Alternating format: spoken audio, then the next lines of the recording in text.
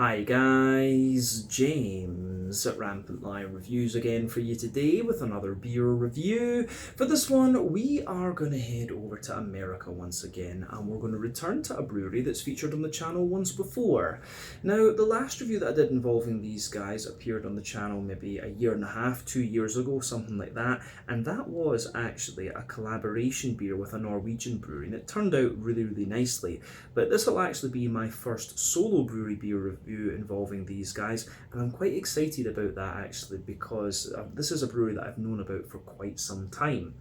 So the beer that we're going to have a look at today is a style that is quite special to me, my native beer style of course, so I'm always curious to try this beer style from different places, but it is a style that they're supposed to do very well, and this brewery are apparently very well known for their kind of more malty and higher alcohol beers, and this style really fits into that kind of bracket quite well, if you like. So needless to say, I'm very curious to see what this beer is going to have in store for us. Hopefully it's another good beer, hopefully it makes for an interesting review, and as always I hope that you guys watching enjoy my take on this one as well. So yeah, for this review then, we are going to head over to America, like I said. We're going to go to the state of Ohio in the American Midwest. We're going to go to the northeastern part of the state, I guess we could say, to the city of Akron, and that means that we're going to have a look at another beer from the wonderful Hoppin Brewery. So this particular beer is called Outta Kilter. It comes in at 8.2% ABV, and they're describing this one as a wee heavy Scotch style red ale.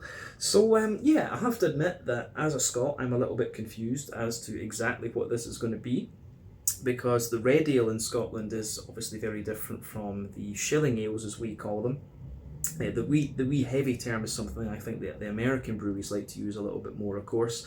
But yeah, this one should be quite interesting. I like red ales, I like Scotch ales, and I love trying Scotch ales from different parts of the world. So this should be really interesting. But like I say, Hoppin is a brewery that I've known about for quite a few years. I've seen their beers many a time, but they're just a brewery that I didn't really get round to covering on the channel all that much, so hopefully we can change that over the next little while. But yeah, 8.2% Scotch ale this one. I'm quite curious to see what this is going to be like. So as always with my reviews then, I'll tell you a little bit about the brewery before we taste the beer. If you want to get straight to the tasting though, just fast forward. All the usual links can be found in the video description below. That's the brewery website, the link to my other reviews that I've done from Hoppin Brewery before, and we will hopefully add some more to that list at some point in the near future. But there's all the usual social media down there. If you want to see more reviews, do please consider subscribing to the channel. The support that you give is massively appreciated, and remember you can go into the channel homepage and search for beer using the geography tagging system. So just go in there, use the little search bar, put in your hometown, state, county, province, whatever you like. If I've reviewed beers from the area that you search for, they will pop up. Failing that though, you can check out the playlist of beers from different countries. You'll find this one in the American playlist along with a number of other things. That's being added to very regularly, of course, because we do get a good selection of American beers here in Hong Kong, but do make sure you check out the playlist of beers from other countries as well, because there are some very interesting things on the channel these days. But yeah, let's go on to my brewery notes then, and I'll tell you a wee bit about Hoppin Brewery once again then. So as I mentioned to you earlier on, Hoppin Brewery are based in Akron in the northeastern part of Ohio in the American Midwest, and the brewery was founded back in 2006 by Fred Karm. So Fred had been a home brewer since 1994, and he was involved in a group called SAAZ, or SAAZ, or the Society of Akron Area Zymurgists, and Zymurgists of course are beer scientists. But he had been brewing professionally since 1996, and back then he was brewing at Thirsty Dog, which was one of his local breweries, and they ended up providing beer to 3 restaurants, and at this point they began to contract brew the beer, but Fred really didn't like the kind of quality compromises and things like that he had to do to make this happen. And it was this experience that inspired him to go independent and found his own company. But he started Hoppin after his previous employer shut down, and he felt that it was kind of like now or never for him, and so he decided to go for it, and he opened up the brewery in 2006. So apparently the first 3 years were quite stressful for him, and they started out as a brewery only setup, and they were running a 10-barrel brew kit, but these days they've got an extensive barrel aging program, and they are known mainly for their high alcohol alcohol beers, the imperial stouts, the quadruples, the barley wines, and stuff like this. But they opened up their tasting room a few years later in 2013. This also has a small kitchen and about 20 different taps, and that is still open today. But the brewery is named Hoppin Frog because Fred apparently has been nicknamed the Frog for all of his life. And he also says that he's gotten pretty good with hops during his life as well, so hence the name Hoppin Frog. But over the years, they've scaled up a little bit. They've done a lot of exporting to different places in the world, and of course, they are one of the American breweries that are fairly easy to find in good beer shops across Europe, in fact. So I came across this brewery quite a few years ago, but it's kind of crazy that it's 11 years into doing this channel that I'm doing my first solo brewery beer review for these guys. But like I say, very well known for these high ABV, more malty, boozy beers, and supposedly very good at what they do. But yeah, as of October 2024, when I'm filming this review for you, these guys have produced 435 different kinds of beer according to Untappd, and that number will no doubt continue to increase as time goes on.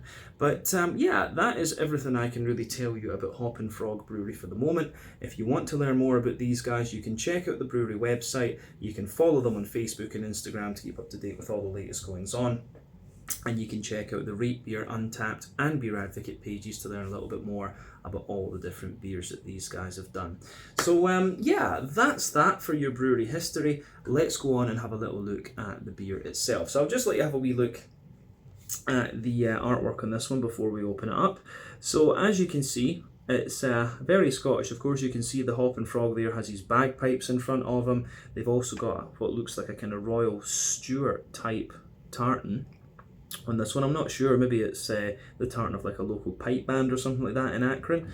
But yeah, plain silver top on the can there. This one is a 355ml can, which is quite a common measurement in the US, 12 fluid ounces according to the Freedom Unit scale, as I like to call it. Doesn't make sense. We want the metric system because that's based on water. But yeah, nicely presented can, this one.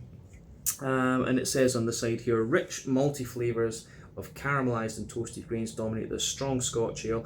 A hint of rye adds a crisp Scotch-like old world beer character, reminiscent of a simpler life from centuries ago. It is a wee bit heavy. So yeah, as I say then, so a few technical things about the Scotch ales then. So as I said, for me the term wee heavy is something that as Scottish people we just don't really use. I think it's you know, the Scottish Americans who like to use this kind of thing. But yeah, when it comes to Scotch ale as a style, we call them shilling ales, if you like, or the term Scotch ale is used too, but the shilling is like a kind of forward slash and a little dash, and that is from the times before the pound sterling was decimalised. And basically the idea was that the more malt you had in your beer, the more alcohol it would have, and thus you had to pay more tax. So basically you have the 30 shilling, 40, 50, 60, 70, 80 and 90 shilling. So as you go up the scale, there's more alcohol and things. You do have the 160 shilling as well, which is the big boozy one. Those are the best ones.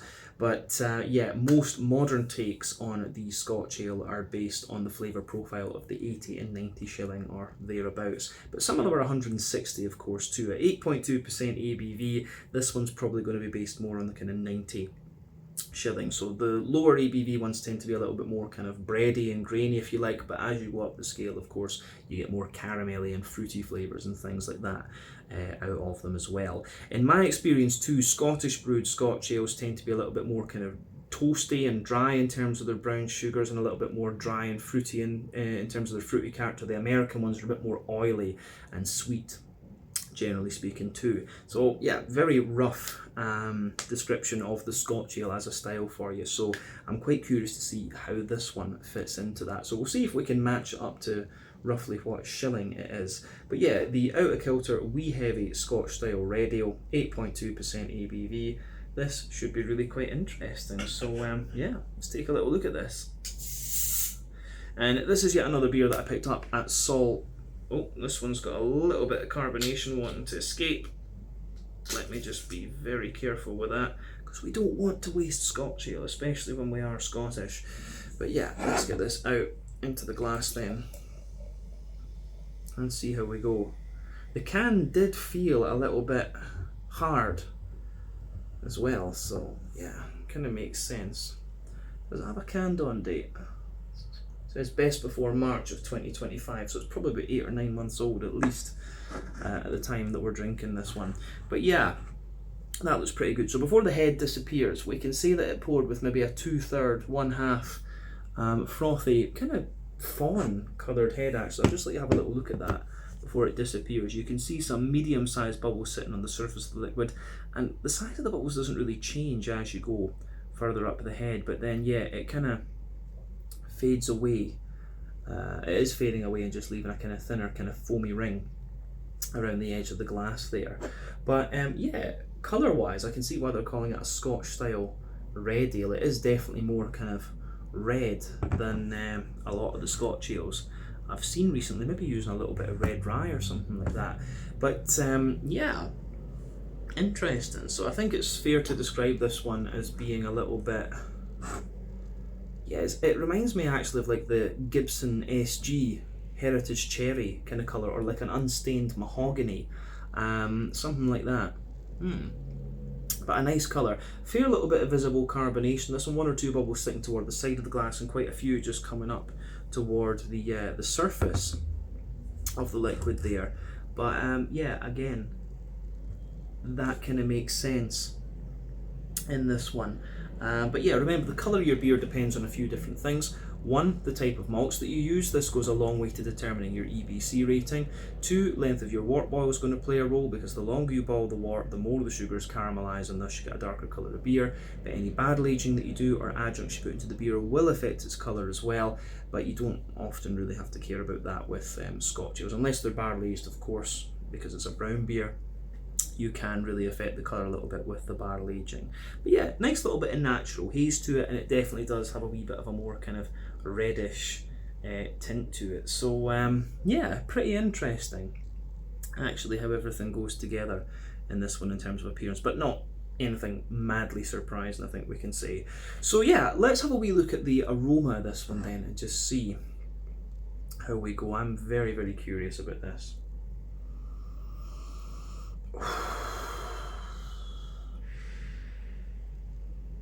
Yeah, aroma wise,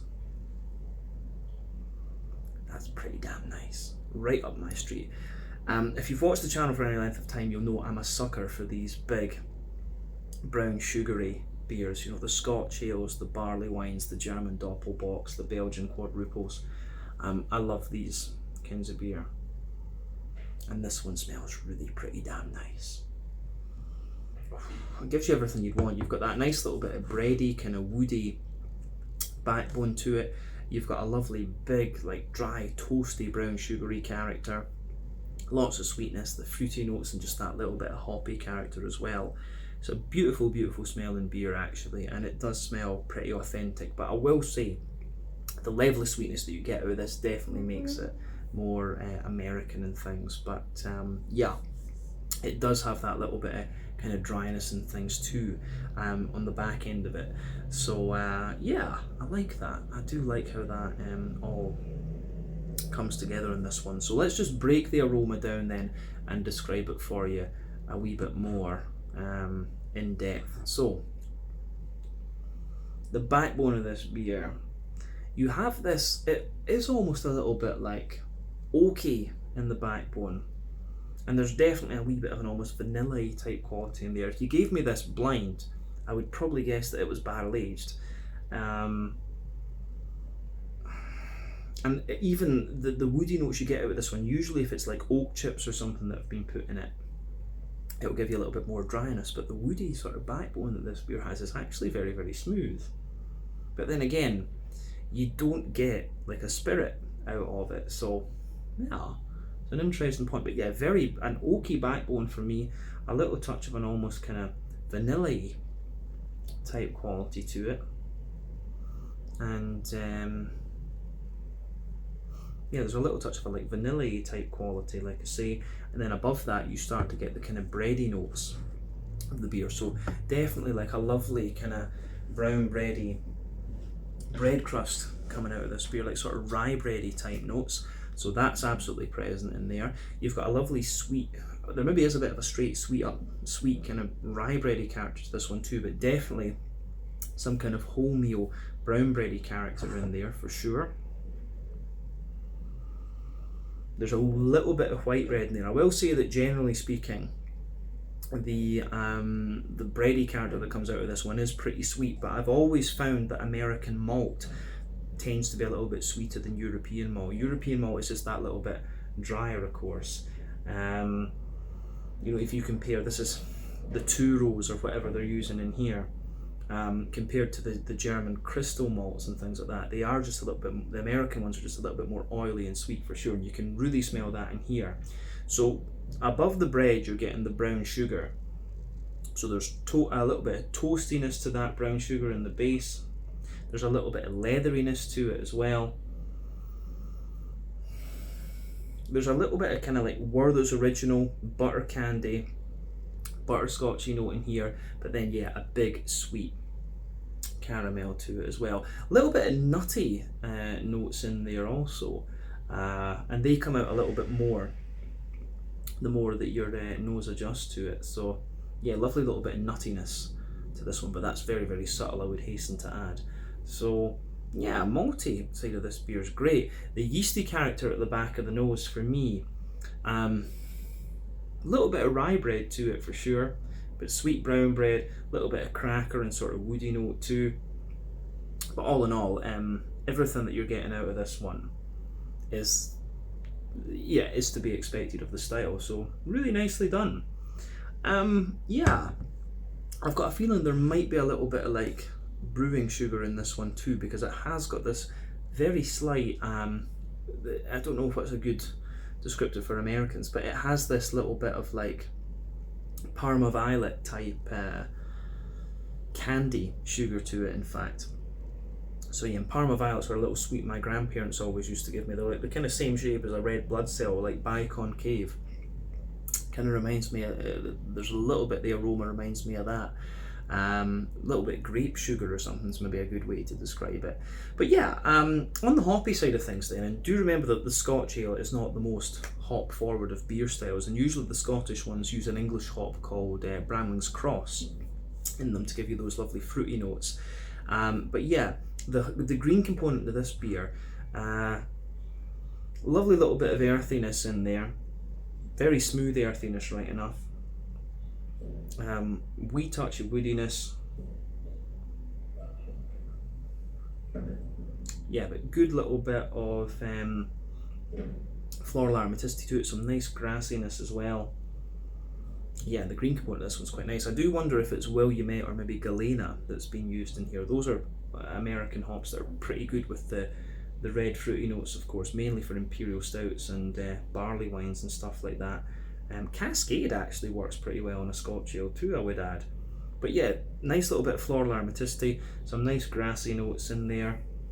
And yeah, you've got that lovely kind of fruitiness to this one too. So there's definitely a little bit of like sharper raisin to the beer, some oily plums, fig definitely. There's a wee bit of black currant, but I'd say it leans more toward a kind of blackberry. It's got a more kind of big juicy berryish type quality to it, this beer. But all in all, the way that everything kind of pieces together in this one is really, really interesting. So it's definitely on the sweeter end of the Scotch ale spectrum, if you like, but I think it's really nicely done. So again, a big thumbs up from me. Yeah, I'm just curious to try this one now. So it gives you everything you would kind of expect from the style, but definitely at the sweeter end, as I said. So take a bit of time to just enjoy the aroma of the beer before you get stuck into it. But I think it is about time that we taste this one and see what it's all about. So yeah, this one is the Outta Kilter Wee Heavy Scotch Style Red Ale, 8.2% ABV from Hoppin Brewery in Akron, Ohio, over in the American Midwest. Let's get stuck in. Slange, skål, and cheers.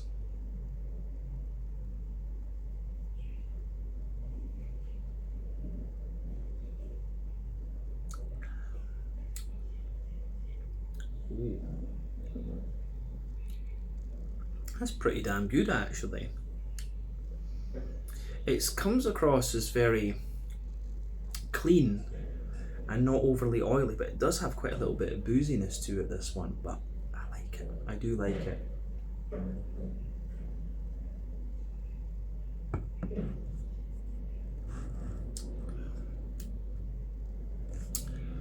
But yeah, if I think about this one, I can see why they're calling it a Scotch style red ale, but yeah, it does have a little bit of it's got a little bit of lightness to it, a little bit of cleanliness. It's not quite the big sort of oily, caramelly thing in the beginning that it is in the aftertaste. So it's got a wee bit of a transition to it, this one, but it is a lovely, lovely beer, make no mistake about that, and it gets a massive, it does get a massive thumbs up from me. So, yeah, where do we go? Where do we go with this one then? Yeah, so on the, in terms of it, it's giving you everything you'd want. You've got the breadiness in there, the graininess, the brown sugar, the fruit, the little bit of hoppy character. It's great. But let's go to the middle third of the palate then and just describe the flavour a bit more in depth for you, as we always do.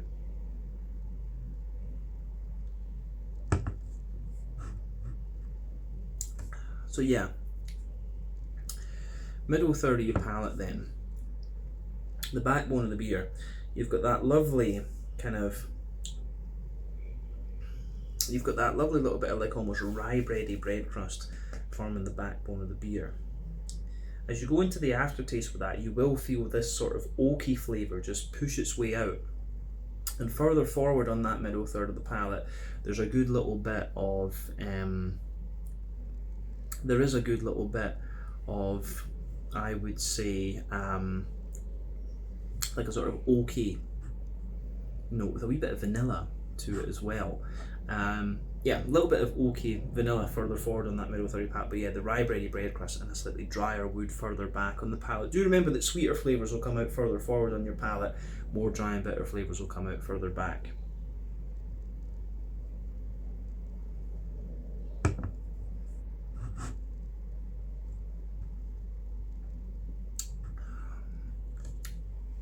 So yeah,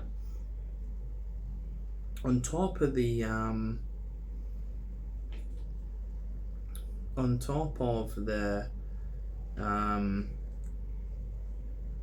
kind of bread crusty character in there, there is maybe a very slight crackery note, but yeah, there's a layer of kind of dense rye bread,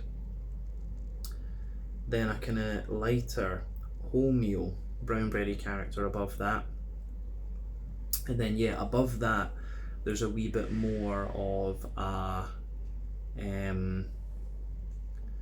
yeah, there's a little bit more of a yeah, you've got a little bit, yeah, there's the rye bread, a wholemeal brown bread, and then maybe into the aftertaste you start to get a little bit of a more kind of white bready note out of this one. But the bready character, it's interesting, it's not quite as sweet and oily as I figured it was going to be from the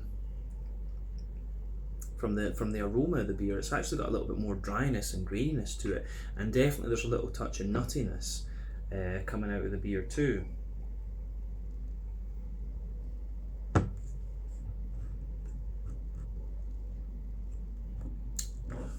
So yeah, the way that all of that goes together, I think, is really nice in this one.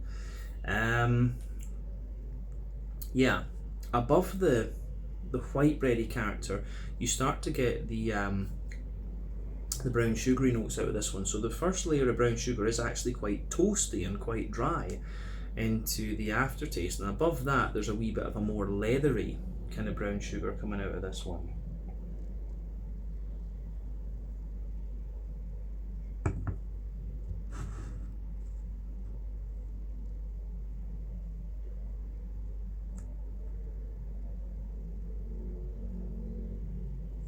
So yeah, there's a bit of leathery brown sugar in there. Then it's kind of like you've got a circle in the middle of your palate there. So you've got the toasty brown sugar underneath, the more leathery brown sugar, and then you have that, you've got a little bit of a Werther's Original butter candy butterscotch, and in the dead centre of your palate you've got that more concentrated boozy caramel out of this one, and a wee bit of biscuit like sitting on top of it. So yeah, the way that it goes together, I think, is really quite nice. So yeah, middle third of your palate in this one gives you a little bit of nuttiness into the aftertaste, and a wee bit of kind of woody character too. So yeah, all in all, pretty good.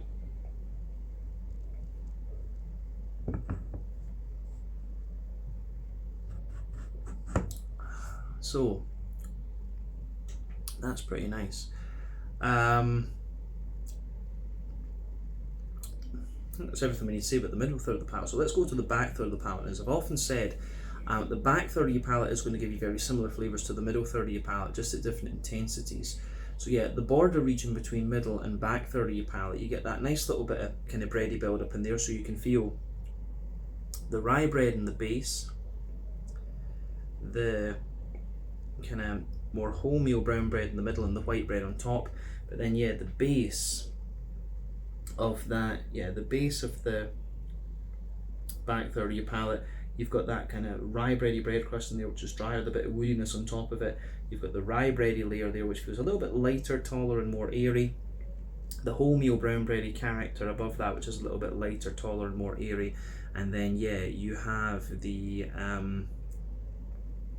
you've got the kind of white bready character above that, which again is a little bit lighter, taller, and more airy. They've got a bit of cracker to them and a little bit of nutty character. But then above that, you can feel, pardon me, the more toasty brown sugar kind of creeping over the top, and a little bit of a leathery kind of brown sugary note as well. The other thing we should point out about the brown sugary side of this beer is that usually when you have big leathery flavours, it indicates a slightly longer wort boil in the beer, and it's usually a way to give big brown sugary beers like this a slightly bigger complexity. But I get the impression from this one it's not too leathery, so I don't think it's had too long a wort boil, in honesty, maybe like 6 hours or something like that. Some breweries will leave their wort boiling overnight basically, so yeah, something to be aware of. But yeah, on top of that kind of brown sugary note, you get the yeasty side of the beer. So let's have a little look at the yeasty side of this one.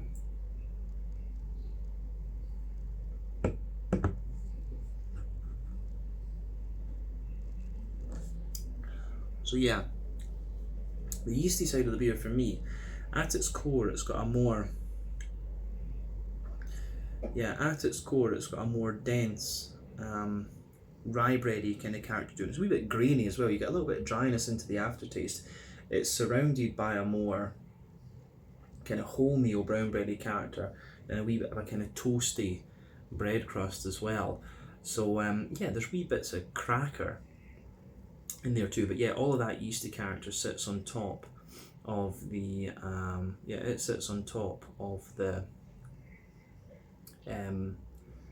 front, on top of the back third of your palate there. So yeah, back third of the palate, you can feel the flavour is taller. Then as you move further forward into the middle third of your tongue, it just kind of condenses down and squashes together that little bit more. So yeah, the way it goes together, I think, is really nice in this one. So yeah, don't think we need to say anything more about the malty and yeasty side of the beer. Then let's go to the hoppy side of it. So back corners of the palate, you've got a nice little bit of earthiness in there, and as you move further forward, a little bit of earthy character too, but there are little elements of almost kind of pine resiny and quite spicy floral notes in there, and that's how you know it's American hop. So probably Galena or probably Galena or Willamette in this one, but with the level of spice that it has, you know, wouldn't be surprised if it had been a little bit of like Chinook or something. I know some American breweries will use like Cascade and Chinook for this kind of beer. But so yeah, there's a little bit of floral spiciness on the front corners of your tongue, then round the front curve of your palate it's that little bit lighter and more grassy, which is quite nice. But yeah, don't know if there's anything else really to say about the green component in this one. So let's go to the front third of your palate and the fruity side of things just to round off the tasting section. So border region between front third and middle third of your palate, you get that nice little bit of brown bready build up in there again. the kind of rye bread in the base, the brown bread in the middle, and then the white bread on top. The base of the front third of your palate, yeah, you've got the kind of rye bready bread crust and the woody character in there, the rye bread, the brown bread, the white bread, and you can feel a little bit of the drier aspect and the leathery aspect of the brown sugar sitting on top of that. Then you get that nice oily bubble where the juicy fruity esters just roll their way out of the beer. So let's focus on that.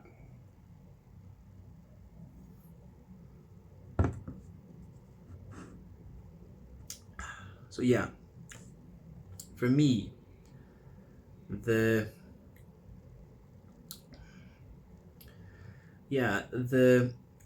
fruity side of the beer, then that nice oily bubble, at the back of it you do get a little bit of that sharper kind of raisiny note on top. Underneath that there's a little bit of like plum, juicy plum, wee bit of dried prune. Then as you move further forward into the middle of that front third of your palate, it's got some nice kind of juicy fig. And then going further forward, there's a little bit of there's a little bit of like black currant and definitely some black currant, and then some more juicy blackberry sitting on top of that.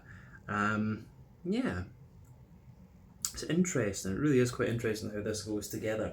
But yeah, I do think there's almost like a little touch of like grapefruity note at the back of that too. So there's something just telling me there's a wee bit of Chinook has been used in this. I would be very curious to see the brew sheet of this beer as well. But in all honesty, it's pretty solid Scotch ale, this one, which is kind of interesting. Got a little bit more toasty, grainy character to it as well. But yeah, a little bit lighter in its mouthfeel too. So I think at this point we should move on to the last part of the video and talk about the mouthfeel. So for me, it's kind of, what would we say?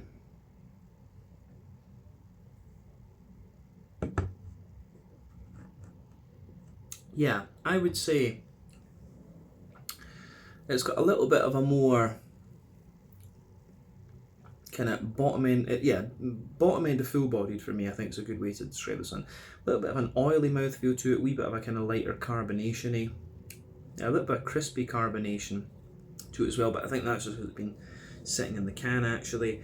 You could feel the can was a bit hard, so maybe a little bit of extra fermentation going on there. But yeah, the malty backbone of this one, a little bit kind of drier. Yeah, a little bit of a kind of more dry, grainy sort of thing underneath. The